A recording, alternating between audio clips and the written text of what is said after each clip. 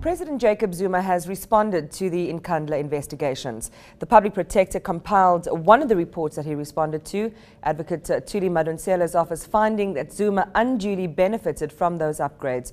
We get the reaction from her office on these latest developments. Good evening, Advocate, and thanks as always for joining us. What is the public protector's reaction to the President's submission on Nkandla? Good evening, Iman, and good evening to the listeners. In your opening remark, you're saying the President has responded to my report. The document that we've seen, there is no response from the President to my report. The document we've seen talks very broadly about the President being concerned about what happened in Nkandla and mentioning in passing 3 reports that he has benefited from, and summarizing some of the findings in my report and proceeding to talk about what he is doing. Nowhere in that document does the President comment on my report. In fact, in that document, the President specifically says it's not a comment on my report. Do you think that he simply just avoided your report altogether? I don't know.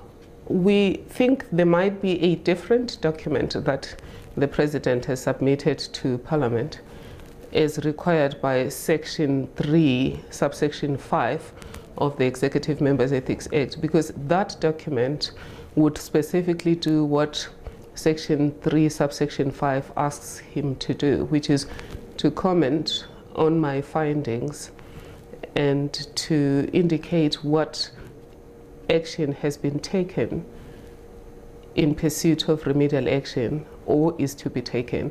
In the document that I've seen, there are no comments on my findings, and there is no indication on what is to be done in pursuit of the remedial action I've taken. Do you believe, Advocate Madonsela, in light of what you have just said, the failure to deal with, on a point-by-point basis, some of the issues that you raised in your report, that the President has made a mockery or has sidelined your report, which found that both him and his family unduly benefited from those security upgrades? Well, I would be too quick if I made that finding. I just think there might be a different document, because the problem with this document is not only that it doesn't respond in a point by point, it specifically says that it is not making a comment on my report, which, if it was a document in compliance with the Executive Members Ethics Act, it would specifically comment on my report and indicate how it intends to deal with remedial action. And the comments would obviously indicate where the President agrees with me and where the President has difficulty understanding what I said. So having said that, Advocate Madonsela, and this possibility that there might be something else that the President is responding to, will you then labour this point with the Presidency to say, well, you didn't answer to these substantive criticisms in my report, you didn't comment on my recommendations directly, will you please do so? Do you have do you have the power to do that? Well, certainly. Firstly, I don't want to be presumptuous to think this document seeks to comment on my report. I don't think it's the same document, because in this document, the document specifically says it's not a comment on my report. I have asked my team to request from the Presidency the official document from the Presidency. On receipt of that official document, we will then look at whether or not it complies with the law by commenting on the report and indicating what action has been taken in pursuit of remedial action or is to be taken. If the document I get from the Presidency is the same as the document that has been circulating, my intention is to write to the President indicating to him that we are still waiting for his report in compliance with Section 3(5) of the Executive Members Ethics Act. And how soon, Advocate, in terms of time, do you expect that communication to reach a point where you'll get more clarity?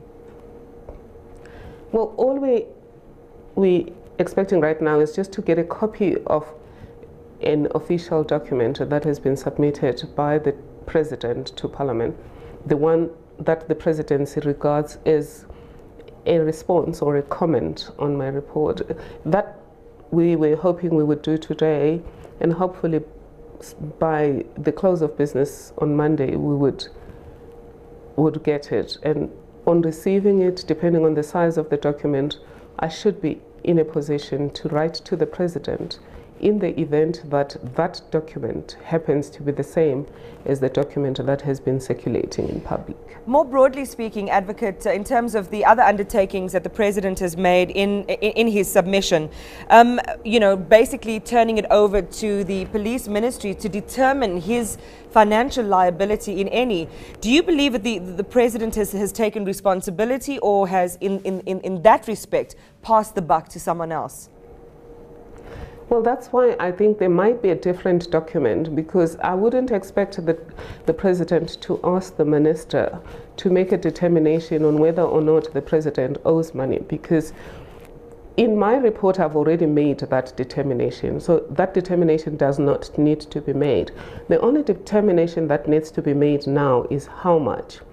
And I had requested that the president be assisted by the Minister of Finance, but certainly the president is entitled to ask any other minister if he feels that minister might be best placed to assist him to determine how much needs to be paid. Well, the story is still percolating. We'll certainly keep our eye on this one. Advocate Thuli Madonsela, the Public Protector, joining us from Pretoria. Thank you very much for your time. You deserve to know more. eNCA.com